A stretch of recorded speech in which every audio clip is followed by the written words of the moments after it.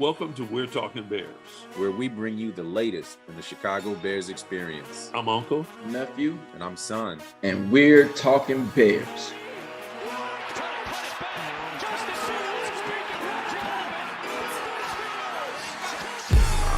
Thank you so much for everybody who's been rocking with us from day one. We just hit 100 subscribers on YouTube, so thank you for all the likes, shares, subscribes, and keep rocking with us. We're going to be covering every week, as we always do, everything that comes through on the Chicago Bears franchise. So this is week 9. 9, yeah. So the Saints, man, this was a tough game. This was a tough game to watch. This is a tough game to see that kind of disappointment at the end. Man, what you guys feeling after that? Hurt, man. I'm just tired, man. I really had a lot. Every week I've got reason to hope, and this week my reason to hope was the big Montez Sweat signing, and my hope was that our defense could get the lift from Sweat that our run defense, our pass defense, I should say, could get the lift from Sweat that our run defense got from Billings and inside. I mean, Billings is unstoppable. There's so much film of him destroying single and double teams and taking down running backs behind scrimmage. And we have the best run defense by yards and best run defense by yards per carry in the NFL.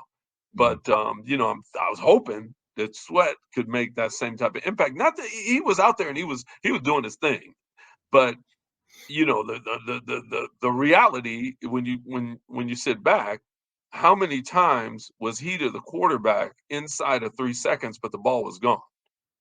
I mean, if you can get past a 300 plus pound, 6'6" dude inside of 3 seconds, and it's fruitless because your boys can't cover for 2. This is that they can't. Issue. I just think that they're not like the scheme that we have is not it's not predicated around making quick pressure, right? We're supposed to be getting coverage sacks, but we won't press at the line in a cover 2 based defense. So you're not jamming people off the line. Like even in a red zone, we had Jalen Johnson sitting 10 yards off of Chris Olave or whatever it was. Like why? Press them at the line, get them off their routes, mess up the timing, influence these receivers so that the quarterback has to hitch, has to wait, has to hold the ball and watch and see where his guys are going to come free and where the windows are. And that's when you get to the quarterback. But there's no synergy between what the front end is doing and what the back end is doing. And that I'm going to say I'm going to give you that's part of it, but there's a consistency on who's wide open as far as who's covering people, right? There's a consistency, and I think even we talked about it last week, and even they pulled Stevenson for a reason, and carted him off. Yeah. Well, my bad. But you look and it's just I don't like what's happening in our defense. It's one thing to let a 2 or 3 yard pass happen in front of you. It's another thing, it's a 10, 15 yard pass. It's another thing where a guy's so wide open on a 5-yard route that he's going to get 12 yards before you even get a hand on him. This is just it's not working, and if that's intentional, that's even worse. If literally your concept is you're going to be so far off these pros that you're just giving them the short pass every time, then let's just call it ridiculous. Because anybody can step in and nickel and dime, wide open dudes. I can't throw like these guys, and I could do it. They jump up and get my off target ball because it's so far. It's ridiculous. There's got to be some change in both. If it's not performance and our guys are good enough to do the job, then it's coaching and it's the decision of the strategy. The question being, how does Eberflus want this to be played? Because either you can take away the short passes, have your corners and your linebackers play up, and play those short zones in that cover 2 that he likes so much, and what happens then is you end up with holes behind them before you get to the safeties. Well, then you got to trust your safeties. So we've had a lot of injuries. We've had a lot of backup safeties going. So I understand kind of sitting back trying to not to give up the big play. But at that point, you got to send blitzes. You got to make sure that you're doing something to get the quarterback off his rhythm and timing. And we're not usually seeing that. Like there's been a couple here and there. You'll see some cornerback blitzes since Alan Williams left. There's been a lot more of that. But at the same time, it's like it's not what I'd expect to see when Let me they're argue having with too much that. success against our pass game. Let me argue with that for a second, just from the standpoint of if I can afford to send 2 extra guys to blitz, because usually when we blitz, we send 6, because there's already 4 rushing. If I can afford to send 2 extra guys, why can't I afford to be a little tighter with the 4 that are out there now that I've got Montez Sweat rushing too? Why can't I afford to be a little tighter on these dudes? Sweat only got here Tuesday, Thursday, something like that. Well, He yeah, was he was okay. in for like 3-4 days. Like he only played like certain third downs and whatnot. So Yeah, I don't think yeah. he was really out there to be affecting the plays on first and second down when you really have these big windows and these soft coverages. Because that's the plays where this is an open down pretty much. That's when you shoot for the fence. And the Saints really didn't take a lot of deep shots. It was, so at You what don't point have to. at what point do you look back at the halftime break and say, hey, well, they're killing us over the middle, they're killing us short. Why don't we play this tighter? Why don't we move our linebackers up? Why don't we have some safeties in the box? Yeah, I mean, you can't. If what you're saying is his philosophy, and I'm not, I believe you. If what you're saying is his philosophy, when you're giving up 27 points per game, and we gave up 27 again, so right on our average, and you are the 31st team in points allowed per game. There's only one team, the Commanders, that gives up more points per game than you do. Um, at what point do you have to wake up and say this philosophy is not working? I, Because I it, think that point was it's like last year, bro. yeah, you're giving up for a touchdown a quarter, and we aren't the Kansas City years ago when they had Tyreek Hill, where a touchdown a quarter was no big deal. They could score 3 touchdowns in 4 minutes. They can't even do that now. But Well, they have Matt Nagy as offensive coordinator, so they struggling to score it all now. You they see, they didn't get a touchdown, 39 points on the Denver Broncos. 3 field goals. Yup. But I mean, bottom line, when you come on, you've got to wake up and say a touchdown a quarter, especially with Getsy and our offensive game plan, is unsurmountable. We're not coming near. We're barely chipping 21 points a quarter. So you're 6 points down. You're a full touchdown upside down every game.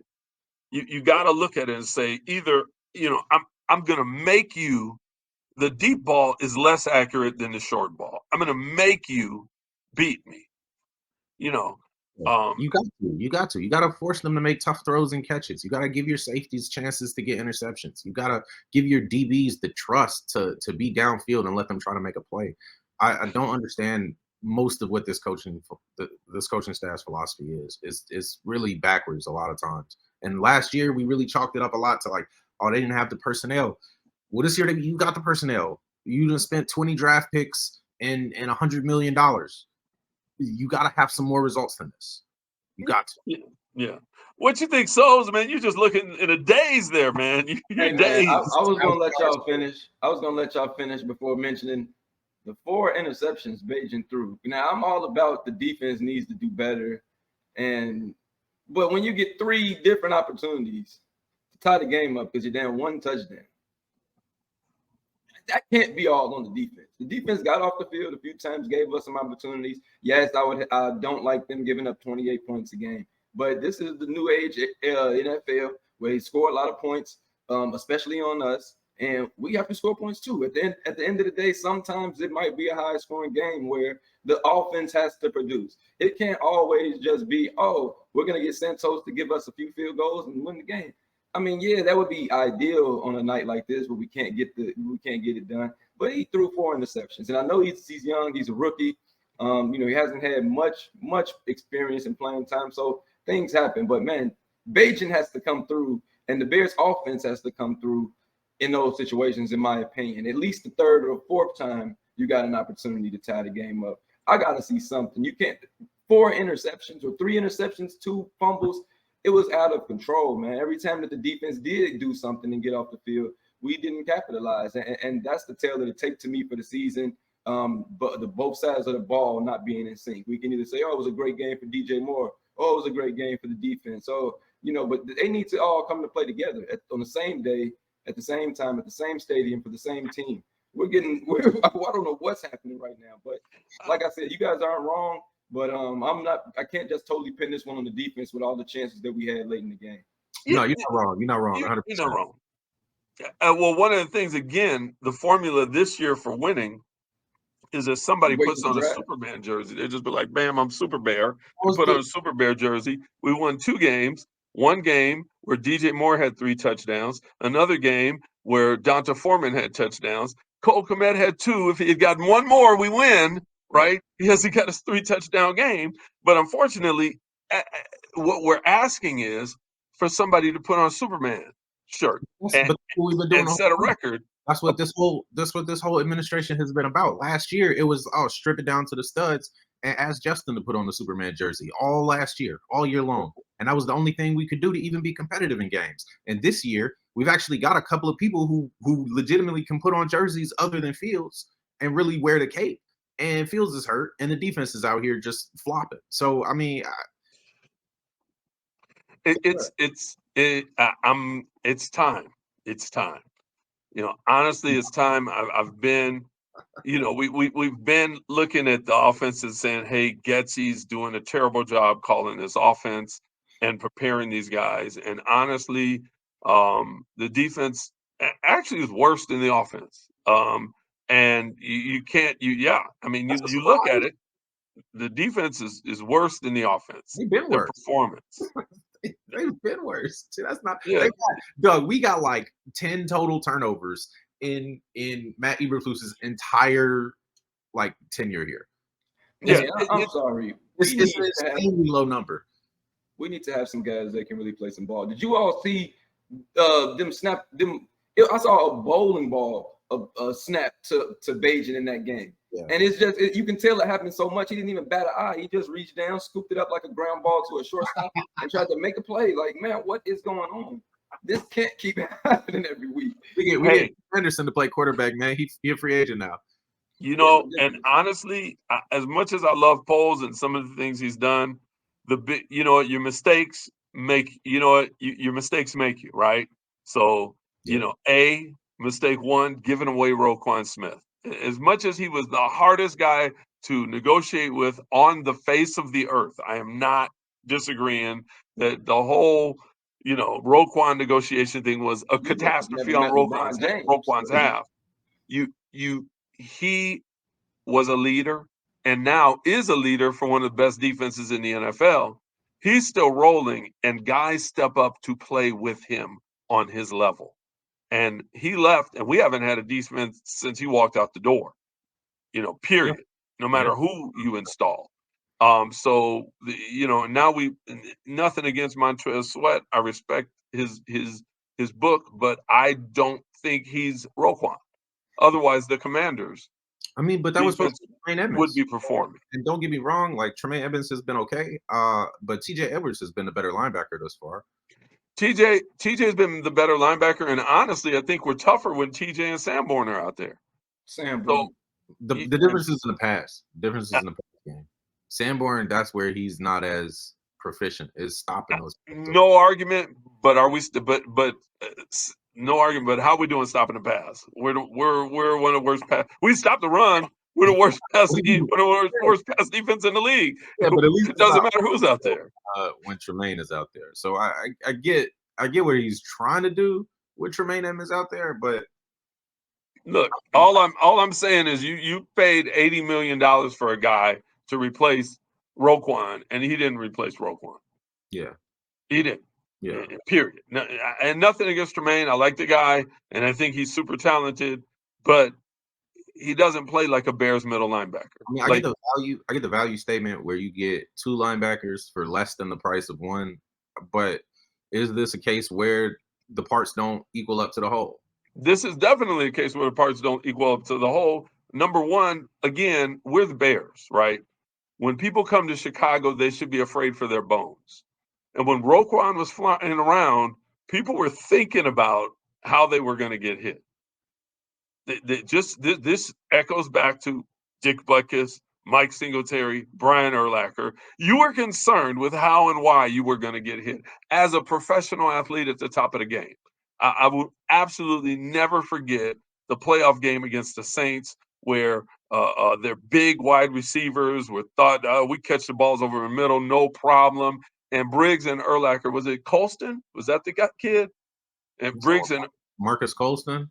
I think so. And he came across the middle, and it's 0 degrees outside, and Briggs and Urlacher smashed that boy to the ground, and he bounced off the frozen tundra, and that boy didn't come across the middle no more. He's like, nah, never mind. Take me back to New Orleans where the ground is soft and men like that don't hit you when you catch the ball.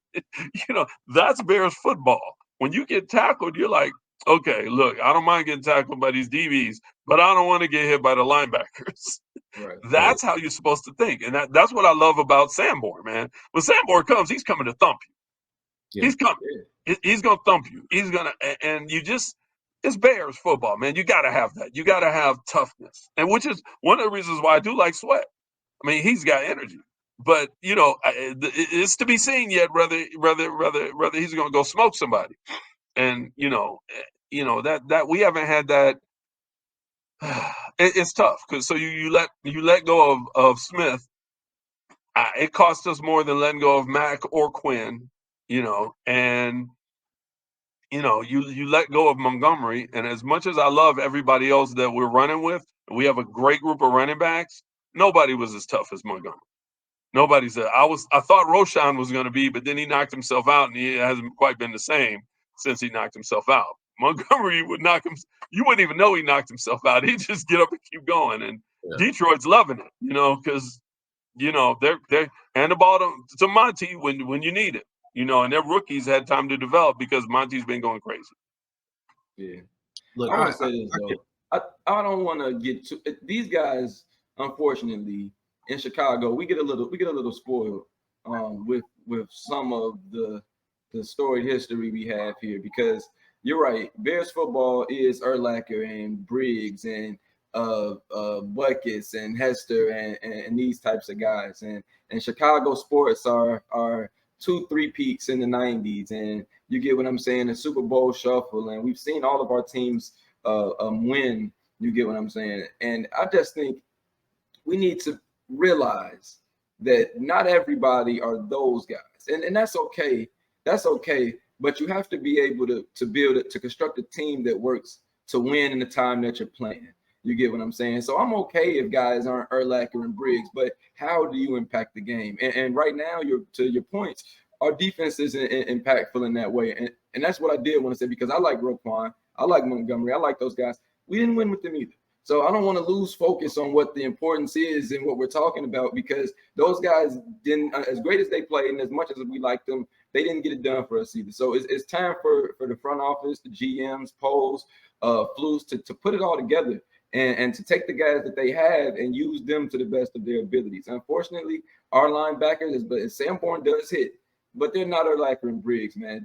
I believe guys were really petrified playing against Urlacher and Briggs. Now it's just like, these guys have to make good plays. You know what I'm saying? I don't think anybody is afraid of the product we're putting out there. Maybe we'll get back to that someday. But right now, I don't think people are afraid of these guys. We need to come out there as a team and be a good defense. What trips me out though is that we know that these guys aren't the Hall of Fame caliber players that we've had in the past. Like that 2005, whatever it was, defense, 2006 defense literally carried this team to a Super Bowl with an offense that was just as bad as Matt Nagy's, right? Yeah.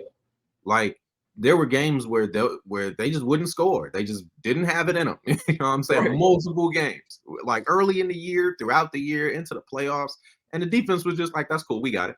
Yeah, you know what I'm saying? Right. Like, that Arizona game. This is how you take the ball and put it in the end zone. Wow. Right, literally, you got to do it.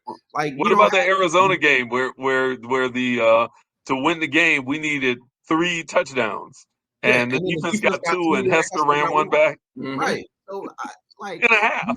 We know these dudes aren't those dudes, right? So with the issue that we have is that the coaching staff can't seem to identify, like, these are the guys we have.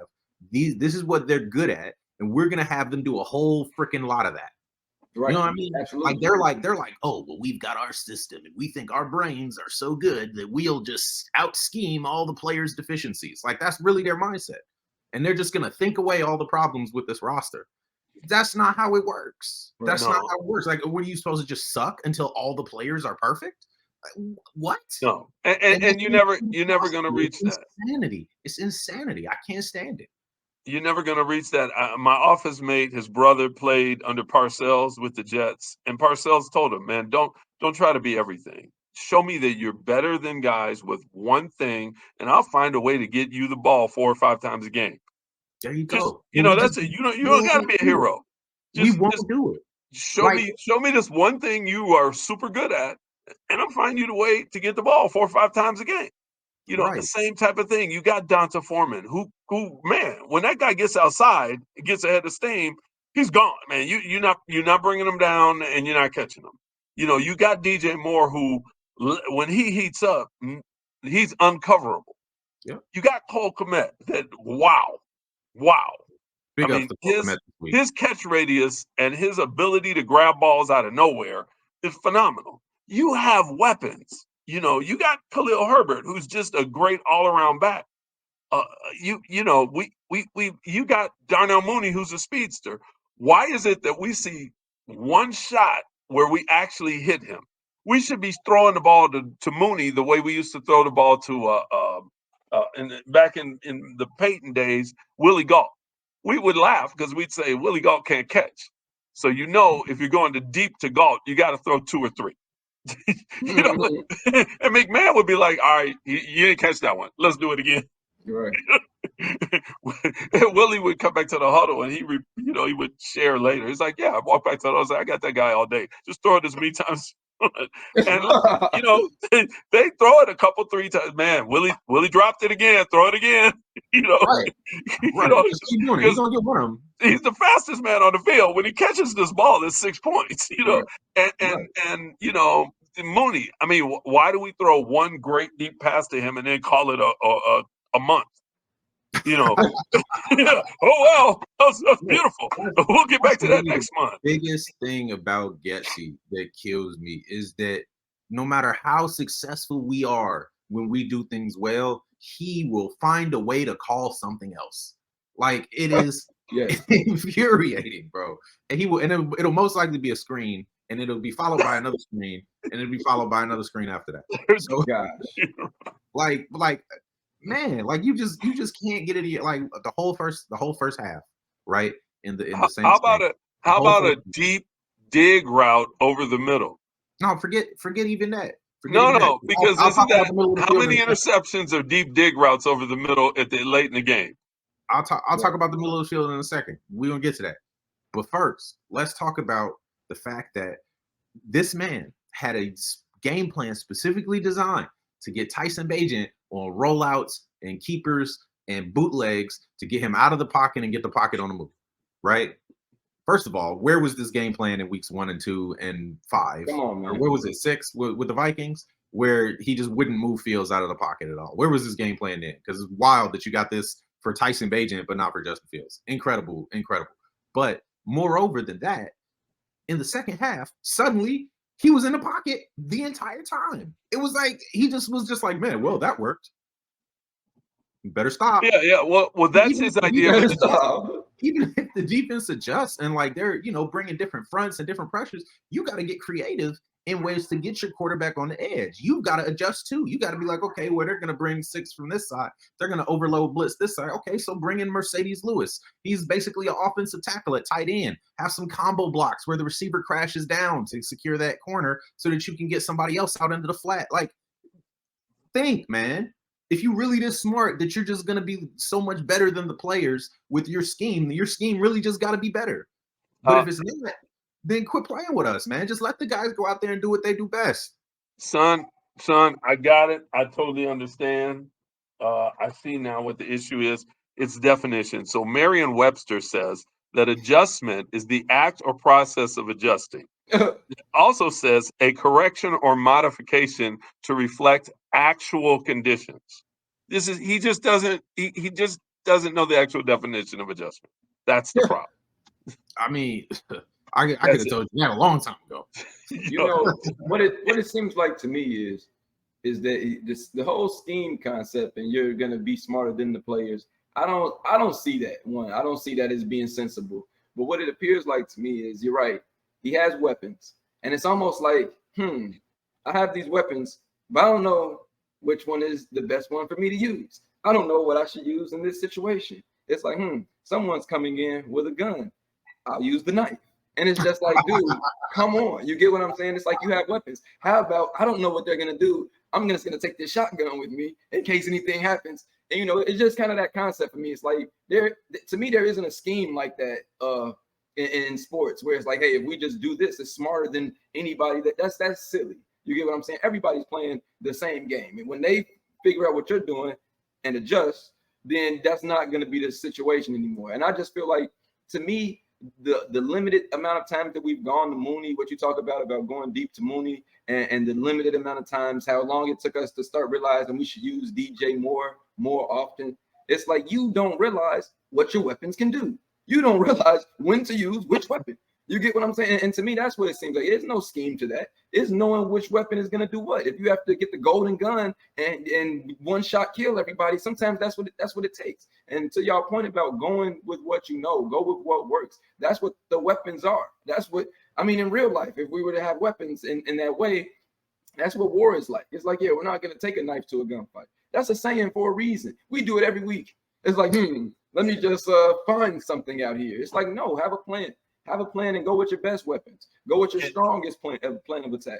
It doesn't can you seem like see we have it. Getsy? Can you see Getsy in a Dracula movie coming out there with a spoon trying to Yes. stop a I vampire? was gonna say what, dying? Bro, Like, I got a spoon. Man. It's like, no, we don't need the steak. We don't need the silver I bullets. mean, We it don't need seems none like of that. that. Every We're gonna weekend, get them with spoons. we're in a fight, and it's like every weekend we don't see all of our weapons. That's weird to me. Or, Like that's or strange to me. or when it's working, we stop. yeah, I'm not saying I understand you got to stop introduce some other trying. stuff in, but don't stop doing what's working before Right, they stop it. right, They may Right. not be able to stop it. They may right, not have the personnel to stop it. They right, may not be able to stop it. Don't assume that it's not going to work anymore. right, Your personnel may just be better than their personnel, right. and that's that. And it's over. When you're trying to shoot in a 3-point contest against Steph Curry. There was one time where he did that, and it was the Raiders game. The only time all year where like it was something that was working, and he just kept doing it. Actually, no, I'll say the Raiders game and the Redskins game when DJ Moore was going crazy, and the Raiders game when all the short dink and dunks were working in the run game. And he didn't come off the run game, and he didn't come off the dink and dunks in the Raiders game, and Justin didn't come off DJ Moore, and the play calls didn't come off DJ Moore for the Redskins game. And lo and behold, we won those games. Right. Well, think about it. How many times last year were we complaining that, let's say Montgomery was having a phenomenal day, but he was only going to get 11, 12, 13 carries. He's Right. getting Yeah. 8 yards a carry, but you're going to bench him at 88 yards. It was like you don't want him to have a 100-yard day. In a close, What all right, are you doing? Right. You got a guy with 88 yards on 12 carries, and you're having him have a seat. no, It's when you it's want to crazy. use the spoon. It's Now when the you want question, the question I have is if the entire fan base all can see and agree. We done had two quarterbacks that have the same problems. Let me quote some at you real quick because I seen this on somebody's account on Twitter or something, and I just want y'all to hear this for Tyson Bagent's last two games, and I'll put this graphic on the screen for everybody else. He has a passer rating over the middle of the field of 32.3. He's gone 4 of 8 for 54 yards, 0 touchdowns, and 3 interceptions over the middle of the field, right? Everywhere else, he's got a passer rating of 82.5, 39 of 59 for 400 yards, 2 touchdowns, 2 ints, right? Okay, so the rookie is not really good at working the middle of the field. Weird, because when you look at Justin Field over the 6 games of 2023, middle of the field, he's 4 of 10 for 62 yards, 4 ints, and a 21.7 rating. Everywhere else, 96 of 152, 1,200 yards, basically, 11 TDs, 2 minutes, and 104 rating. So if both of your quarterbacks are bad at the same thing, suddenly you start thinking like, maybe it's not the quarterbacks. Especially when they're Maybe it very is- different people. Right. They're They're very very different. different players, very different strengths. Justin Fields, obviously, big play hunter, deep ball specialist, like just absolute dynamo looking down. Low drop back. Slow drop He's back. really It fast wasn't going slow his forward. rookie Really year. slow on the Wasn't drop slow back. his rookie year. Slow now. Now I guess he done messed with him. But you got two. So the whole fan base can see this. It's obvious. It's borne out in the stats. At what point, as the GM, are you failing if you don't address this? Well, you're failing When now. do we say? I was about to say, man, like you have failed because you have not addressed this situation. You're failing now as the GM. Now the question is, are you just keeping your gun in your holster and you've already got the paper written and you've already decided if this doesn't, if by Thanksgiving this isn't turned around, you're fired on the last day of the year. Thanksgiving. Right. No, I mean you gonna wait till the whole season is gone to make the change that the everybody season's gone, man. We're 2-7. The season's gone. We don't as good as if D'Amico Ryan showed up in town, the likelihood that we win out, we'd have to win out. We got 8 games left But for anything to be worthwhile about this season. 3 games that I consider remotely tough. The Packers, Jordan Love is trash. The Packers suck.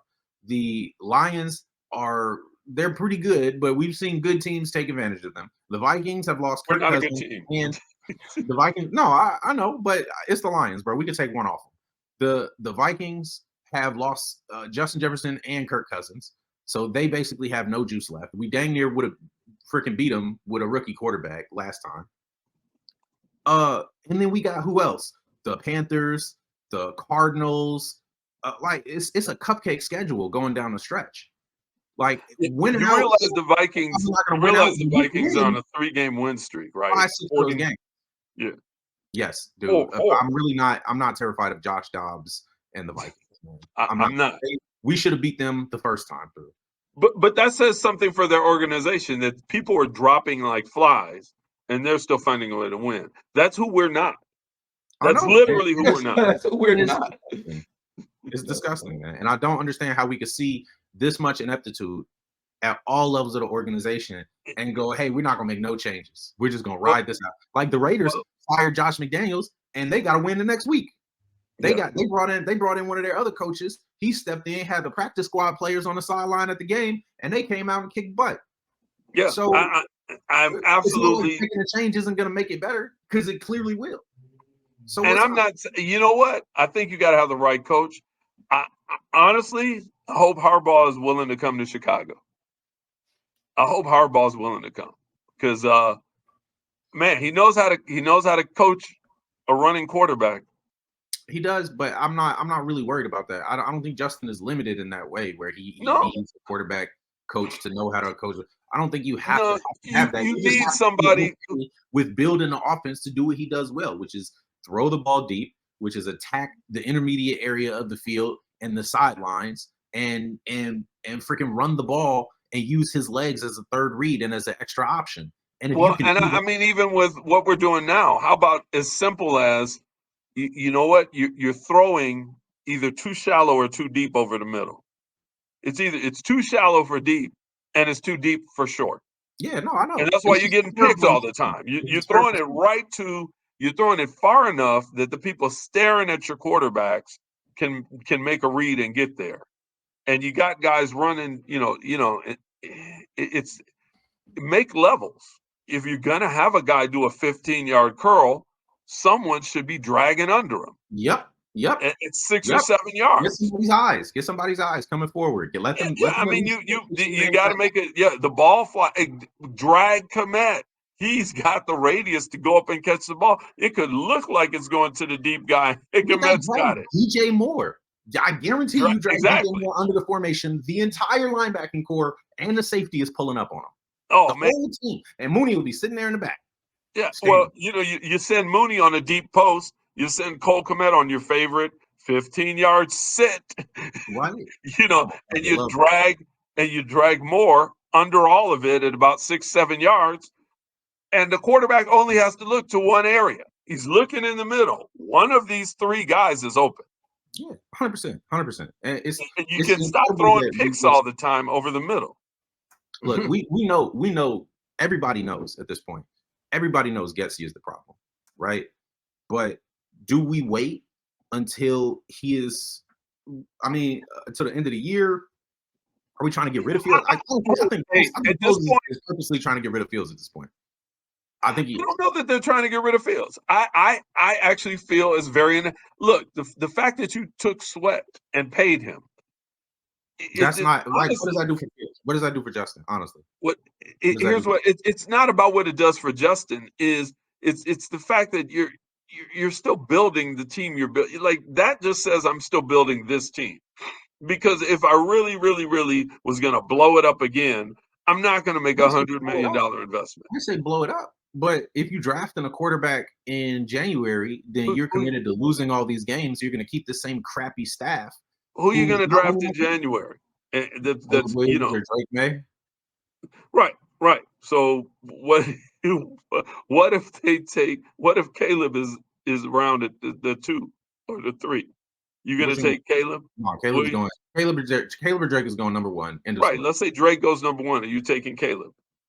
I wouldn't personally. No. So, but Poles probably would. Are you taking Caleb?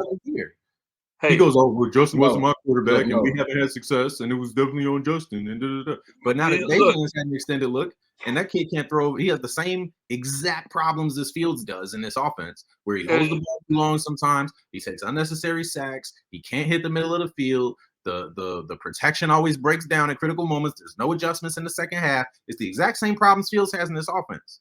So what? You're gonna put another guy in that system? Why don't we get? But even if you do, think about if you take Caleb Williams. Year. You can't bring a guy to Chicago who cries to his mom when things go wrong. I swear to God, that's my. I mean, this Chicago, man. We're the Urlacher, Dick Butkus. You know, we'll run the ball and kill the other team. I mean, cannot have a. We didn't like Cutler, and Cuddy would just like look dry. Yeah, you know, he wasn't soft. I like Cutler. There's people that don't like. There's people that don't like the. I guess what you're saying about masculinity, whatever, all that, because he was crying. Like it's a whole big debate going on about whether he was cool to be crying like that. But at the end of the day, when it comes down to it, Chicago is a city of tough some guns. You know what I'm saying? Like you can't be out here with painted nails representing everybody. It's not gonna fly. It's not gonna fly. It's not. And the minute, and you think the toughest part about Chicago, and I'm sure Justin knows already, is not what happens on Sunday. Is when you turn on the TV on Monday morning, or you try to go to the grocery store to buy some food or sit down in a restaurant. Right. You've been losing. Like, well, you should have spent more time studying his protection schemes instead of painting his nails. Get ready for the game. Man, if like, you that's gonna be the first thing they say. That's gonna be the first thing you lose here, when you lose here, you have to be tough, thick skin. You can't. You can't. I mean, we've had guys that weren't thick skinned to come in, and they just had to leave town. They had to leave. It wasn't nothing against them. It was just like, man, you can't take the things that are going to be on the Tribune and on social media and on the news, because nobody is going to be nice to you. Because we're not going to lie about it. Nobody's going to be. They're not going to be nice. They're not going to be friendly. They're going to be, oh well, look how we treated Justin. You know. That kills me. It kills me. And look how we treating Bajent right now. It kills me. He's getting heated. Bajent is having people singing his praises the last couple weeks. But not this week. Games. They're not saying he needs. Oh man, they're heating him up now. Like Bajent played mostly a good game. Okay, I feel like the coaches failed him. 4 picks and that fumble. Yeah, I mean, three picks and a fumble. If you get 6 yards a carry against this Saints defense, if you get 6 yards a carry, why is your rookie D2 quarterback throwing 30 passes? They wouldn't let Justin throw 25 passes in a game last year. Because Luke trying to be like, hey, I know he's got a gun, but let me see if I can sneak this knife in. That's what Luke Getsy thinks. Every time, man. Luke Getsy thinks he's going to create the next Aaron Rodgers. You don't create it. You don't create an Aaron Rodgers. Guess what? Houston lucked out. They didn't know C.J. Stroud was going to break rookie records held that have that have been held up, outperforming guys like Marino. Come Right. on, man. You What I don't was know saying, that's going what to I was happen. saying. If they knew that was going to happen, Carolina would have took Stroud. Yeah, obviously, Right. obviously. You don't know this is going to occur. So you can't create the next Rodgers. You can't. That's not how this works. You can take a guy's talent and you can hope that a guy is better than NFL average. And if he is, you need to figure out how to do something with him. Because NFL average is pretty doggone high. It's Yeah, like best in the world, right? An yeah. average guy in the NFL is best in the world athlete. So if you're better than NFL average and you You can't gotta figure use out how to that, use them. You what gotta what figure are out you how to. what are you doing? And this is the same thing on offense, on defense, on special teams. Like we cannot get guys to perform to their best consistently. So obviously you replace the people who are trying to get them to perform to their best. Because it can't be that all of the guys suck all the time. That can't be the answer. That's They not don't. that's not even reasonable to assume. It's They not don't. even reasonable to assume. It's They don't crazy. suck. They don't suck all the time. We know this. We've decided to grab guys from championship level teams and grab guys from not championship level teams. So it's come on, man. You got Yannick Ngakoue, who's never had a season under 8 sacks. He's got like 1 or 2 sacks on the year. You got DeMarcus Walker, who just came off of a 7-sack season with the Titans. He's got either 0 or 1 sack on the year. You got freaking wide receivers that are underperforming their career averages. You got a quarterback who's ultimately supremely talented, and you can't even get him to play consistently. So at what point, like Darnell Mooney had 1,000 yards his second year in the league, 600 his rookie year. He hasn't even cracked his rookie numbers with y'all. Obviously, you can't figure this out. How to use the players you had. Somebody said something that had me shook. Man said Lou Gessie has all the ingredients and don't know how to cook. That's that's it in a nutshell. Like you said, he chooses the wrong tool at the wrong time for the problems that are presented to him. Here's the good but stupid news. I'm going to give you the good but stupid news, right? DJ Moore on pace for a 1,300-yard season. He can have a fantastic season and we can still suck. Yeah. Right. He may have his most yards of any season, and if he gets 3 more touchdowns, he's got most TDs. And that's also like you're wasting his talent. You use him to win, but you're in a position again where you got to score 3 touchdowns from one guy to win. One guy's got to score 3 touchdowns for you to win, partially because you're giving up 4 touchdown a quarter. So somebody got to be a superhero, and everybody else has to just contribute a little. It's a disaster, man. This is a disaster. They need to just But clean house. Honestly, look, Kevin Warren, if Ryan Poles don't make a change during this year, Kevin Warren needs to. They need to clean Yeah. house. Period. You gotta fire somebody before the end of this year, man. This cannot be allowed. Well, they fired some people, but you ain't fired the right guys. You fired two they people. Fired nobody. That was some external factors. Your running backs coach and your defensive coordinator have not been a problem this long.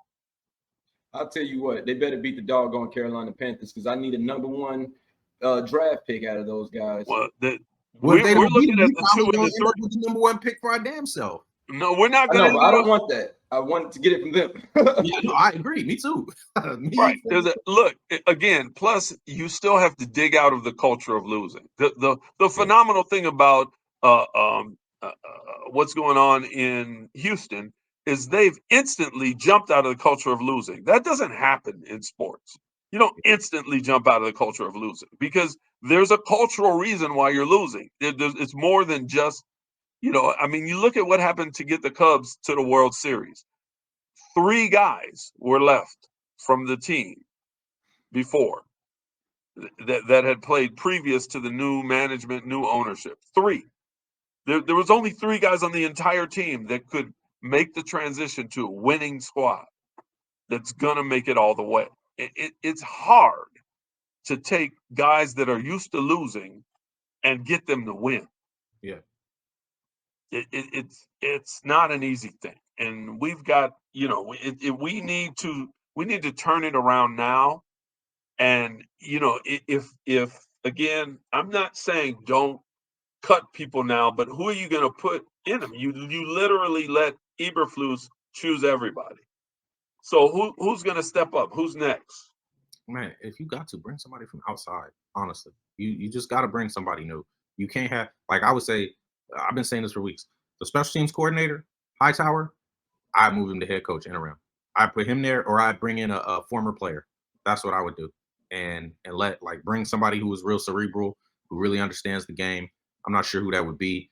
You know what I'm saying? But that would be my choice. Either bring somebody from the outside or bring in a former player to be your defensive coordinator, and then promote Janako, the quarterback's coach. Let him take a shot at calling the plays. He understands the scheme, but bring in an offensive consultant like you did for the defense to help design the game plans, right? Bring somebody in who's going to say, okay, well, this is what we need from the offense. This is how we try to, I don't know where Greg Roman is right now. That would be a great call. He was with the Ravens, helped develop Lamar Jackson. I mean, at least he's going to understand how to use Fields' legs. You know what I'm saying? At least he'll have a good sense of how to use the RPOs to move the ball and to get Justin Fields to throw the quick game in a way that takes advantage of his natural talents. But right now, man, dudes that are on the roster, I feel like the players could dang near call a better game than this. I mean, yeah, you could you harken back to basketball when Bill Russell was player coach on the Celtics. Now he earned that, right? Like he literally was a great coach and a great player, and they won championships with him doing it. But there's probably someone really smart who really understands football on that field that There's can got to be. do a better job. If you can't identify one guy in the entire history of the Bears organization who can step in right now and start to right this ship, then you shouldn't be the freaking GM in the first place. There you go. Hey, how about picking up the phone and asking Special Agent Tillman if he's willing to come back and coach some football? Come coach the defense. He understands. Hey, we got Secret Agent Bajan and Special Agent Tillman. I like that. Man, get somebody, man, because it's crazy, man. All the incredibly intelligent cerebral players we've had. You know what I'm saying? We can't get one guy to come in and coach a cover two. Come on, man. Come on. Hey, I think you hit it on the head. You take the smartest guy from, one of those great teams. Again, that he's got to want to coach, but you take the smartest guy from one of those teams that were great. And I'm not saying the cover two that worked then will work exactly now, but you've got to be able to update it for the modern NFL. Yeah. But you can't do much. Look, we're 31st in the league giving up points, and we have the #1 run defense. How crazy is that? Yeah, it's not. I mean, I'll be watching the games. It's not that crazy because they be passing all over us, and it's like we let them.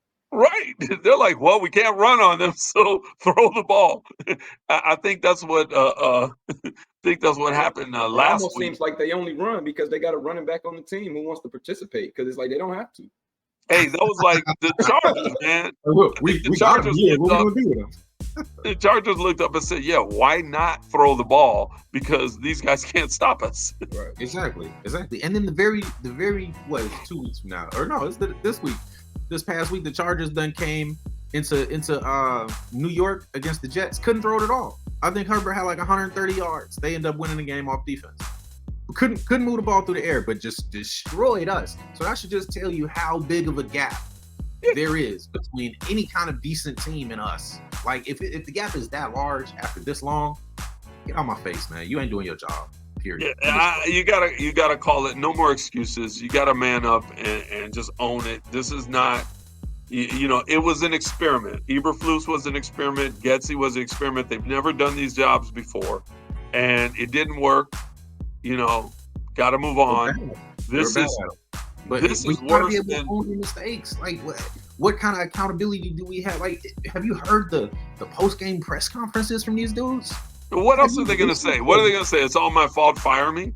Yeah, they need to, bro. But they be like, "Oh, the players don't execute. The players just suck, man. I wish we had some different guys out there." That's what it sounds like every time. Like, really? Yeah, I would. That sentence right there to me, if I'm your boss, I'm firing you. He says it every week. I know, but I'm saying, Poles is gonna get. Look, if Poles is ride or die with Eberflus, he's about to die. Bro, they all need to get shot in a rocket ship off into space and never return. If I'm Poles, you know, I'm like Flus. You know, you were taking over the defense. Something was supposed to change. I gave you Sweat. You know, I gave you $100 million man. This is the conversation I'd be having in the back. My bad about the lighting. I gave you Sweat. I gave you $100 million man. You got to produce, and you got to produce, man, and it's got to be now. Right, man. Right. Like this week, like Thursday. Yeah, it's another 9-day bye, and I swear to God, if we come out after another 9-day freaking off, like bye week, and we run them that crap that we had the first freaking drive against Minnesota, against the Lions when we come back from that, I swear to God, man, I'm gonna drive down to Hallis Hall and fire myself. All right, I'm going with you. And bro, I will lead the entire Bears. I will have a rally at Soldier Field, and we will march like freaking Martin Luther King all the way to Hallis Hall to get rid of them coaches. I will barge through the door, grab all their computers and stuff, all whatever they got in their office, and I'll throw that crap on the lawn and light it on fire, man, because it's ridiculous. It's ridiculous. It's ridiculous. It's crazy. Well, I'm uncle. I'm nephew. I'm son. And we're talking Bears.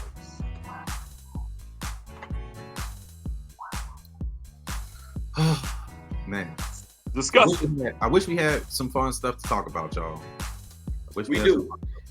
And I meant to say it on the episode.